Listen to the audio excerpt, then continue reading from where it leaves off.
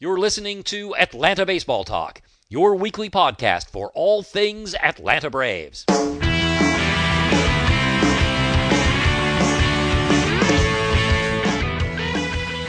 Welcome to show number 284. Today is Tuesday, November 18th, 2014, and my name is Steve. I am joined by Hamilton and Curtis, and guys, let's do it. So, it was the end of an era yesterday, guys. No other way to spin it. I mean, yesterday the Braves traded face of the franchise, homegrown product. We hid in the bushes to scout him, Jason Heyward, to the Cardinals for starting pitcher Shelby Miller. The deal also included Heyward and Walden for starting pitching prospect Tyrell Jenkins. So, Hammy, taking emotions out of it for a moment, was this a good deal for the Braves? Oh, it's too hard to take the emotions out of it. We were short 400 innings. I think, starting pitching innings. Losing Santana and Herrera. Yeah. And so we needed to get that back, or otherwise we had absolutely no shot, right? And so I don't think there's anything we could have gotten back for Heyward that would feel satisfying or enough. You know, you always tend to overvalue your own players and undervalue other people's players. But, Heyward was the spring training shots that were denting cars and the opening day homers back. I mean, he was so much potential, and he was our shining star, our next Chipper Jones. And for a lot of reasons, he didn't end up being that even before he got traded. But it still hurts. Really, all that stuff was 5 years ago. Yeah, it really was, right? And so, but it lingers. Right, and I think there's a lot of hope attached to him being so young and what he brings to you defensively and the other aspects, in his all-around game. So I think there's a lot of hope and potential there, but desperate times call for desperate measures, and we couldn't hold on to him and then let him walk next year. I mean, I think this was a chance to get something for him. I don't know if we had a ton of leverage, with Hart stating our desperation for starting pitching.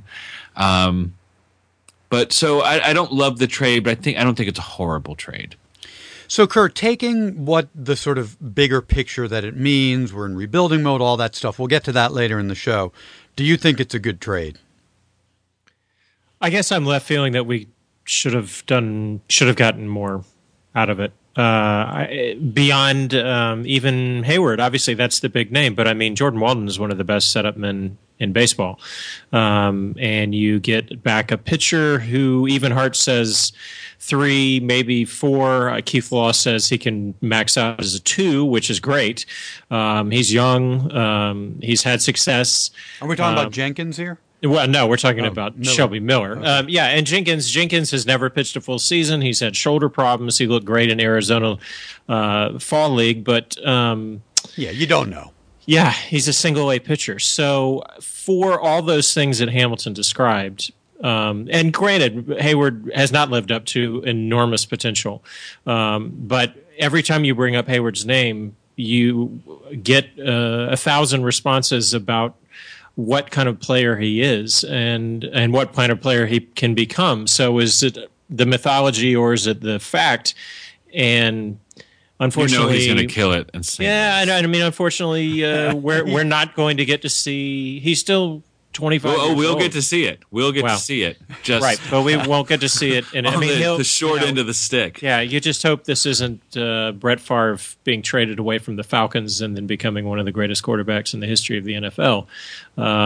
So I know that obviously the leverage was not there because he had this 1 year left on his deal, and there's no guarantee that he will even resign with the Cardinals. But I still feel, given all that, he's the best defensive player in Major League Baseball, according to a recent award that he just got, and you can't replace that. So I just feel like they could have gotten more. And on top of everything, where is your offense? If you bring in this pitching, it's not going to matter. Your offense has been awful, and it just got worse. Your defense is going to be atrocious. So what's the plan? And you bring in Shelby Miller, which is great. It's a great piece to add to the rotation. But you're still going to lose games 3-1, regardless who's pitching. And 4 years, 1 year is going to be lost because he's going to be pitching for the 2015 Braves, who are going to be fighting with the Phillies for last place in the NL East, in my opinion. Yeah, so Kurt, I agree with you. It seems like we coulda, shoulda gotten Heyward. I'm sorry, we coulda, shoulda gotten Miller and Jenkins just for Heyward. Like we needed to throw Jordan Walden in. On the other hand, it is not an insignificant piece of information that you've got just 1 year of control over Heyward, Right. compared to 4 years for Shelby Miller. Like that really is a big deal. It's a really moderately priced piece for 4 years of a guy who could really be a 2 and maybe with a higher ceiling. And the Heyward stuff, it's hard to say, right? Obviously his defense and his base running is best in the league stuff. And I was reading, it was a really good article, I think it was a Dave Cameron article on Fangraphs, saying that Steamer Projections, which they use a lot, believes that he's going to have a breakout year offensively next year. Of course. That's Of great. course, yeah. But if you He pay, is. well, it does seem guaranteed now that he's with the Cardinals. And why did it have to be the Cardinals? Well, in a no pressure situation, right? It wasn't like he was a much ballyhooed free agent signing or anything, right? I mean, he's coming in with some expectations, but not a chip like, on his shoulder. Yeah, an absolute chip on his shoulder and a perfect system. I mean, as much as it sucks to say this, a really good organization, right? I mean, that is going to value him and be able to play him appropriately and not put him into positions in the lineup where he can't thrive. I think this is all spoken through vomit as I say these things. I think he's a perfect fit for him. But I mean, so guys, if the extension happened, and we'll get to the extension talk in a second, but if we paid Heyward 8 or 9 years, $200 million, and he remains the streaky offensive player that he has been over these last few years, would you be happy with that deal? Do you want to pay him that kind of, 17, 18 million a year for his defense and his base running? Because I don't know that I do. I think that you feel shortchanged with that deal. Yeah, I mean, if he obviously continues to play at the level he's been playing recently, in the same way. Do you want that player for that? No. I don't. And that's the practicality of the trade. I guess some of the issues I have are one. You saw kind of the season going astray last year, and I'm not sure why some of these guys weren't moved then. And two, in utter hindsight, would it have been worth it to hold Heyward back his rookie season until June, July, and then bring him up, and you would have still had him under control for 2 more years and maybe have more, if this was the end result, maybe have more pull with him being able to trade him. I know there's a lot of fancy ifs and buts, but I wouldn't want that player with that money because that's not a cornerstone of your franchise, and that's not a guy that you pay that much money to. And it really is a possibility, right? I know we say because he went to the Cardinals and all that, he's going to have a breakout year, and he may. He's only 25. He could absolutely become the stud that we think. But it's possible that he doesn't. Yeah. It's possible that he really has the hole in his swing and he can't get past it, and he is this player. And it's also possible that Shelby Miller really is the 3.5 WAR player from 2012 and not the 1.6 WAR player, from last year. Right? I saw DOB tweet something today that he added a sinker mid-season, and his second half was quite good, and his September was unbelievable. Like, Shelby Miller is no slouch. There are people like, oh, we got a back end of the rotation guy. He's not a back end of the rotation guy. Yeah, no, and he steps in and he's there, day one. So he's a solid starting pitcher. Yeah. All right, so guys, Heyward said that after a brief conversation with Frank Wren in 2012 about an extension, the Braves never reintroduced that topic. So, and he said he was also very clear with the Braves that he wanted to stay with the organization for a long time. So did the Braves screw this whole thing up? Should that money that was being handed out to Freeman and Tehran and Simmons, etc., should that have been handed out to Heyward too last offseason? Kurt? I don't know. And I'm not sure that the money that was parsed for Heyward would have come from the Freeman money. I still think that this is an end result, that the money that would have gone to Heyward is tied up with B.J. Upton and Dan Ugla and wasted contracts, Chris Johnson. I just think there was a pool of money there that they had needs that they needed to fill in other places. And frankly, Heyward, we just talked about it. There were issues with Heyward, his health, obviously bad luck, but that's part of it too. I mean, if you're unlucky with health issues, those things kind of dog you too. And so maybe they were unwilling to commit until they saw something. But I guess when he comes out and says this, and Hart has been saying the whole time that they were unwilling to talk to the Braves and all this kind of stuff, that kind of leaves a bad taste in my mouth, because somebody's lying, and I'm apt to point at the Braves, which is not what I want to do at this point. I'm not sure Heyward has any reason to not be telling the truth, whereas Hart has a million reasons to tell lies about this situation. So, well, Kurt, I want to ask you that. Did Hart really come out and say that Heyward's camp would not talk extension? I thought Hart came out in this kind of, narrating the story from above, saying we don't negotiate with players for extensions entering their final years of a contract. I thought that was the only thing I'd seen. Did he say that Heyward's camp really wouldn't talk? Maybe not to that specific, but it seems to me that if you want to re-sign a player, you can re-sign a player. I mean, no doubt. No, it's clear the Braves didn't want to re-sign him. Yeah. I think that's very clear. Like, we all subscribed to the narrative last offseason that, Heyward was coming off the jaw injury, and that neither the Braves wanted to commit long-term money from him because they still didn't really know what kind of player they had, and Heyward's camp didn't want to commit to long-term money because they felt like his, Heyward's long-term value had not yet been on display. So I totally believe the Braves side. Like, I see the Braves position last offseason on that. Heyward seemed to paint a different story about his side of things, that they would have talked extension. And so maybe the Braves really just didn't want to put that money. They don't really know what they have in terms of an offensive complete player. If we had to do it again, frankly, with the potential there, I would trade the Freeman extension for a Heyward extension. I really would have. I think long term, Heyward's the better player. I just think Heyward brings more value to the team. But I honestly don't think there was some egregious mistake made by the Braves on this. Sort of stating it that way. What do you guys think? And what do you think about the Heyward versus Freeman extension? No, I don't think that that was a consideration. I think they're different players, and I think there was some nervousness around Heyward and his health and some of his abilities. And I think, I don't think either side is really, I think there's probably both misrepresenting the truth. I think the truth of their interactions and their conversations about this were probably somewhere in the middle of what they're both saying.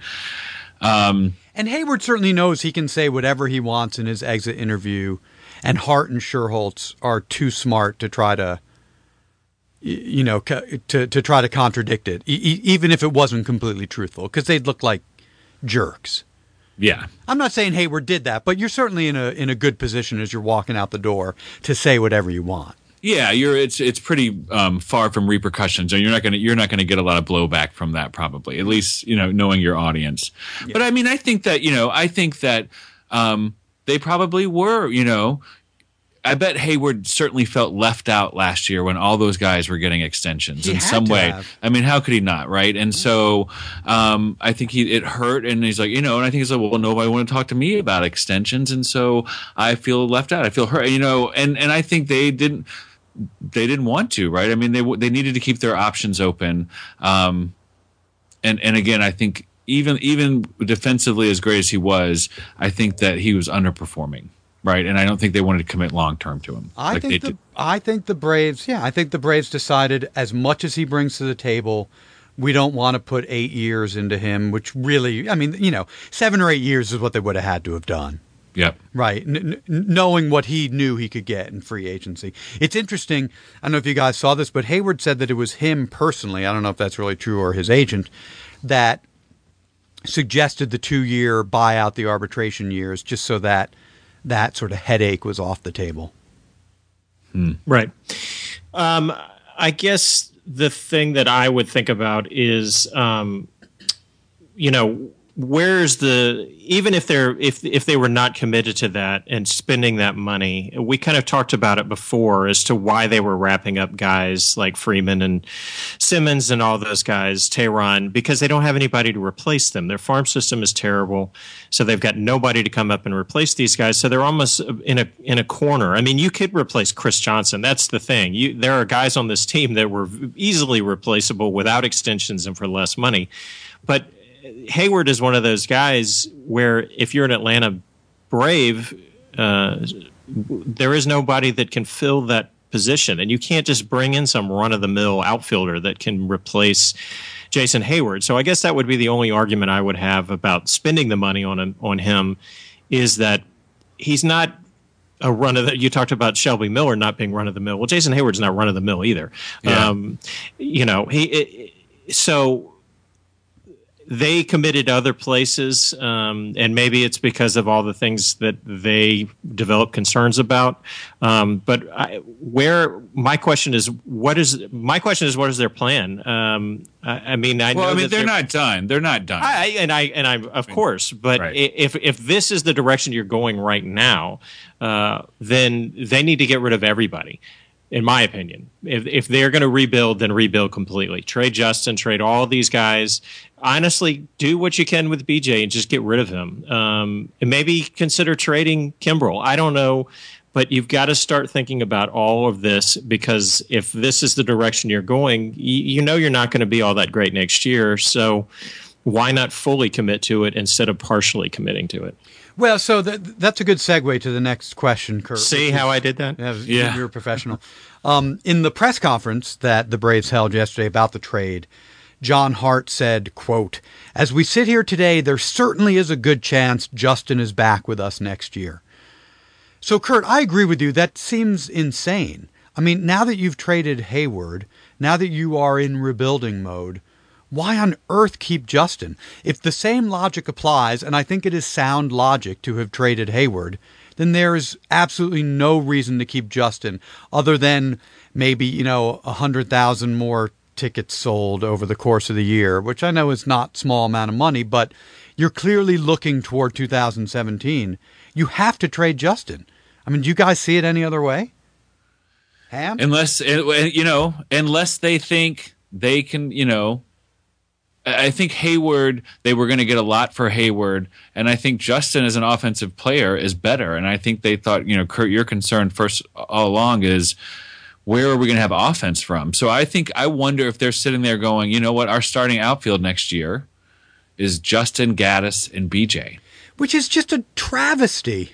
Well, so they can either go, I agree, and I think we're going to really see the characters. These next weeks will be telling, but I think they are in a place where it's not completely inconceivable, travesty notwithstanding, that they pull back, right, and they say, you know what, let's see if we can piece together a contender with we've got all these other guys, Freeman, everybody signed. I mean, obviously they can't do a complete fire sale. Maybe they could. So I could see them saying, okay, maybe a couple other small moves here and there and try to field a team for next year. You see, I think that you trade Justin, you turn him into another starting pitcher, and we have a pretty great starting rotation right now with these 4 that we have in place. Get someone else that's real good, get some replacement level players or a little bit above in the outfield, and this team could do a little something, right? Mm-hmm. Get rid of Johnson. For God's sakes, please trade Chris Johnson this offseason.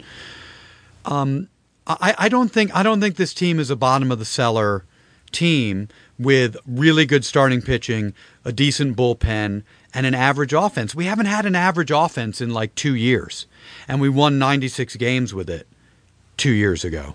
Now, I know we were like 4th in runs 2 years ago, but it were some ugly, ugly times with the offense, and certainly it was horrendous last year.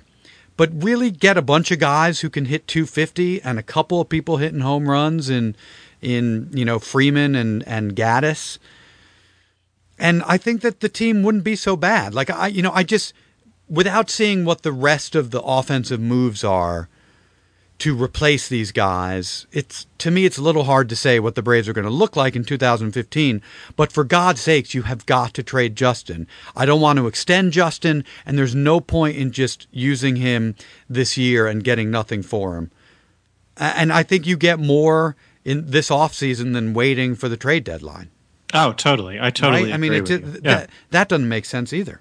Well, and then you sign John Lester for $20 million a year, and it all makes perfect sense. Yeah. So, I mean, that's not outside the realm of possibility. Sort of reading about him today and how he wants to be near where he lives in the offseason. Oh, no. Damn D.O.B. and his, hopeful, optimistic tweets about it. He lives in Peachtree City. He might give He's a family man. Discount. Yeah, exactly. Oh, my God. Well, not a discount, but a consideration. It would be amazing. I mean, if you that got would rid be of something else. Yeah, trade Justin for nothing just to free up cap space.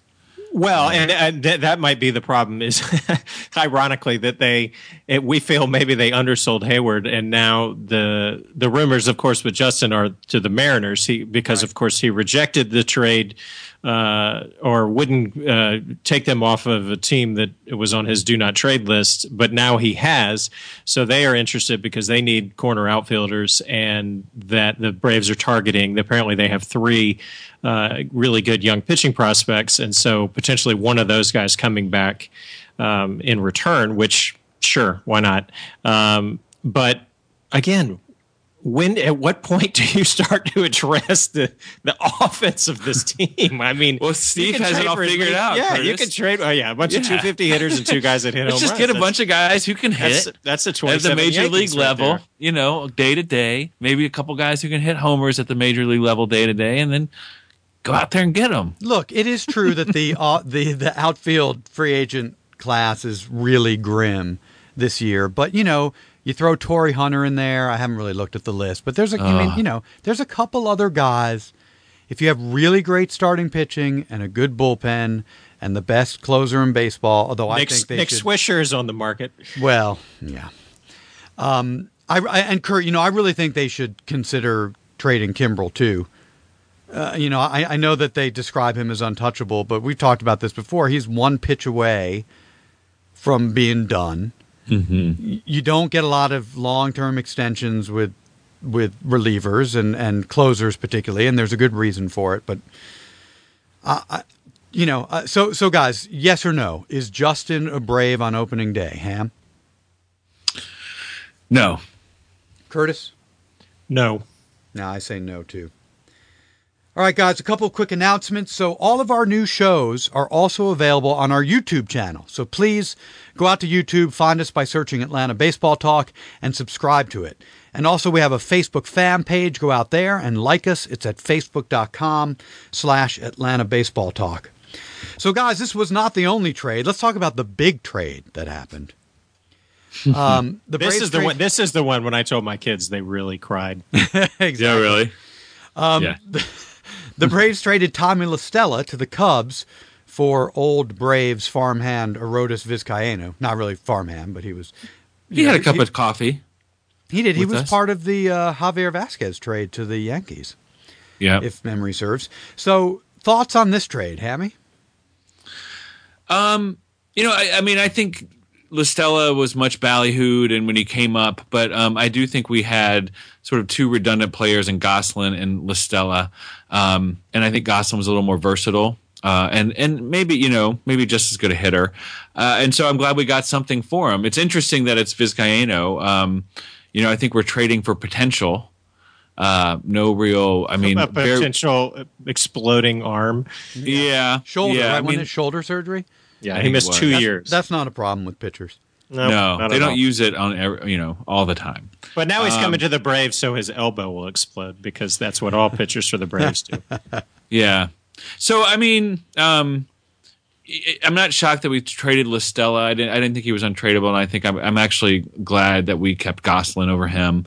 I think we could have done better than Vizcaino, but there is, he does have huge upside. So it could pay off. So I don't know. I'm not super happy about it, but not completely bummed. Well, and Ham, that's the thing. It wasn't just La Stella for Vizcaino, right? We got the Cubs' second, third, and fourth international bonus pool slot, as well as $830,000 to spend on international free agents. So to turn La Stella into Vizcaino and 3 potential, international free agents, I mean, it seems like we did pretty good for La Stella, especially given Peraza waiting in the wings to come to second base. Right. And Vizcaino is certainly well rested. Yes, not many miles on that arm, Kurt.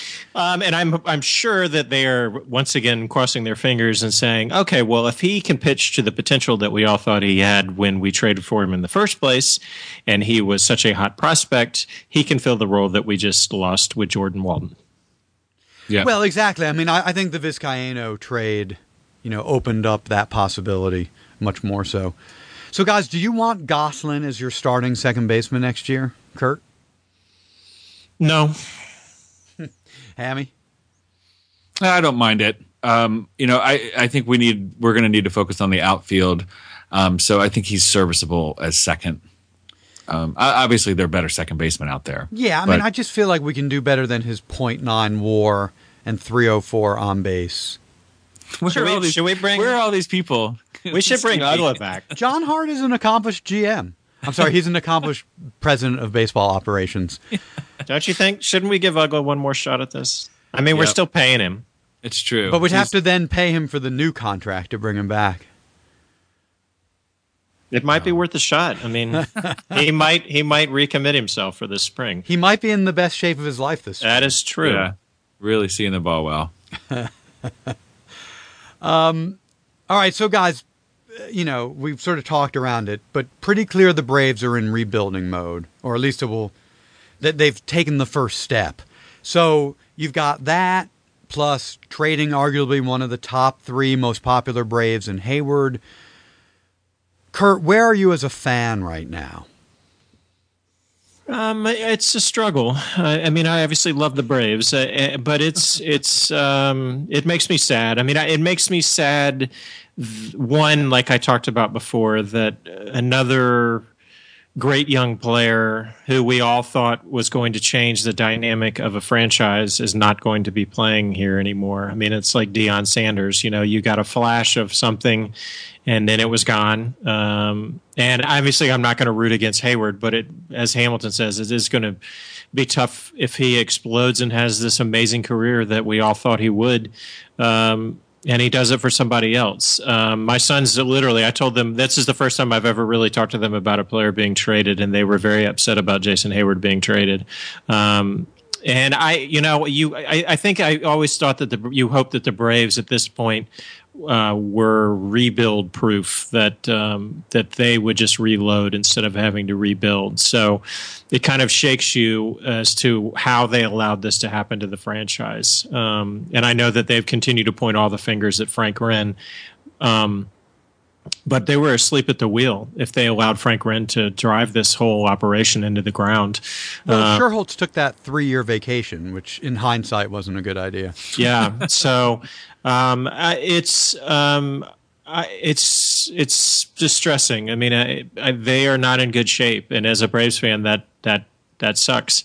And they have big cojones if they think that this is just a couple of years, because it seems like it's going to take a lot longer than a couple of years to kind of get this thing back headed in the right direction for the move to SunTrust Park in 2017. Hammy, how about you? Where are you at?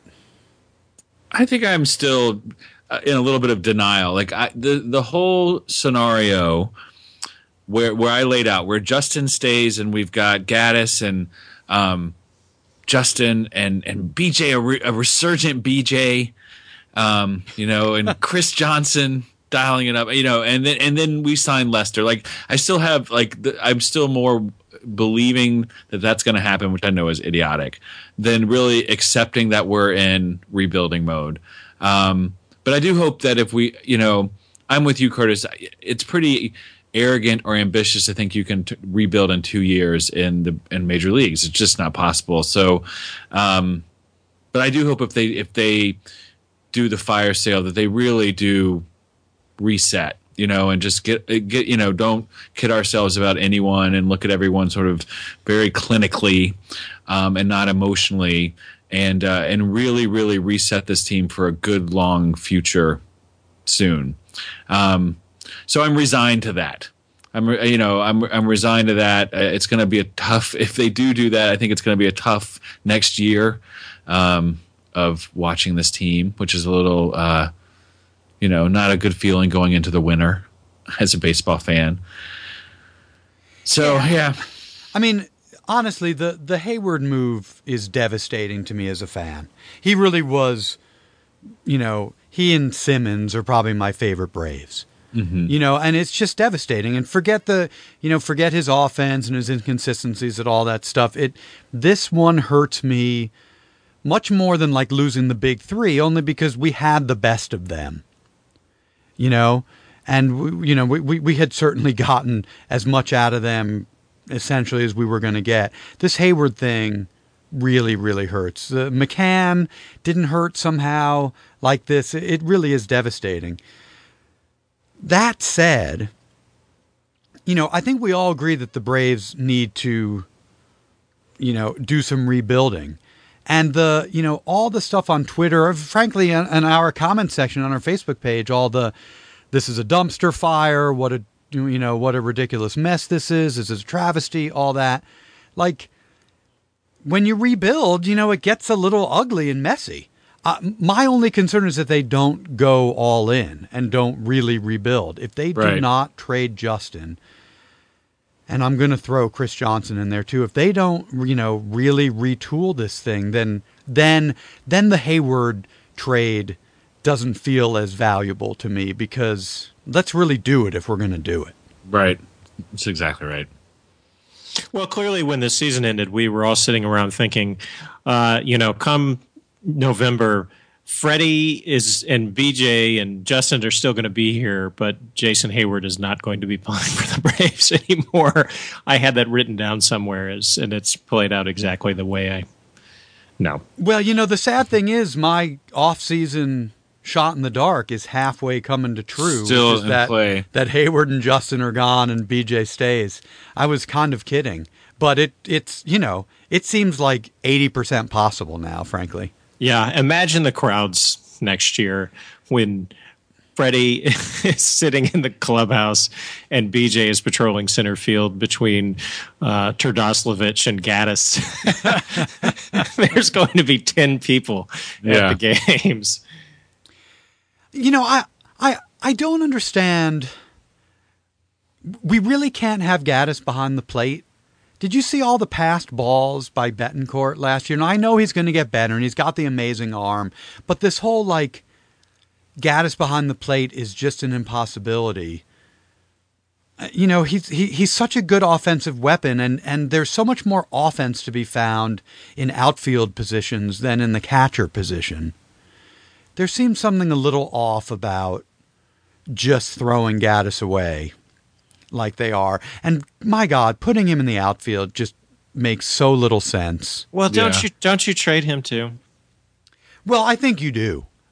Turn him into a more serviceable outfielder so that you get some defense along with, league average offense. I think you're in better shape that way. I mean, you have to be able to pull at least one quality prospect, top 15, 10 prospect from an American League team for Evan Gaddis. And watching Justin and BJ last year, you saw how demoralizing, forget to the fans, to the team, it is to have errors. Errors are just about as demoralizing as it gets to the team. Mm-hmm. And just think of what Gaddis will contribute in that way. Well, just think of that outfield. If Justin does stay here, Gaddis, BJ, and Justin patrolling the outfield. Think of how many close games we were in, and think of how much Jason Heyward meant with his defense to the outfield. Oh, yeah. And imagine those three lead-footed troglodytes running around, slamming into each other. Yeah. I mean, good Lord. Well, and that's where your edge with the great starting pitching goes away.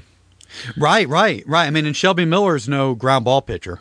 Right. You know, I mean, the only thing you can kind of hang your hat on is that Justin goes back to right field where he won his Gold Gloves, and maybe he gets better, but he just never looked good in the outfield from day one here.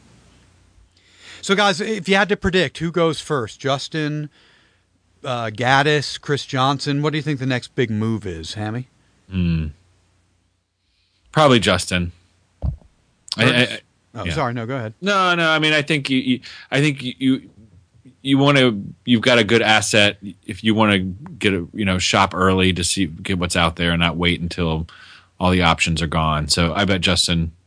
If we're going to do this, let's do it like you said. And I think Justin's next and soon. Yeah, I mean, it's no contest, especially if Kimbrel is not being considered. Justin is the next big asset, and the third best asset is far from Justin. So let's do it. Let's not waste time. Curtis, what do you think? I don't know. I mean, do you think there's any possibility that might be minor? I think that, Hart has just consistently said starting pitching is the focus. I think it makes zero sense to get rid of Minor. Even though you hate him so much? I don't hate him. It's Hammy. Hamilton. No, that's not true. Yeah, I just made that up, Hammy. Yeah. I would. If I defend him to much derision. Stop talking. If it's those names, then yeah, it's Justin. Yeah. All right, guys. Well, that is the show. Woohoo! Yeah, we will be back throughout the offseason as the Braves make more moves, and for God's sakes, let them keep coming.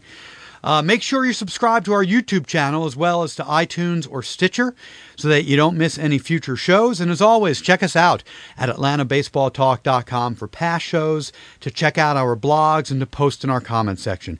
And be sure to follow us on Twitter at ATL Baseball Talk and to like us on Facebook. Thanks again for listening, everyone, and go Braves! Thanks for listening to Atlanta Baseball Talk, your weekly podcast for all things Atlanta Braves. To find new shows, to post in our forum, or to send a comment, please visit us at AtlantaBaseballTalk.com. Had to admit the problem.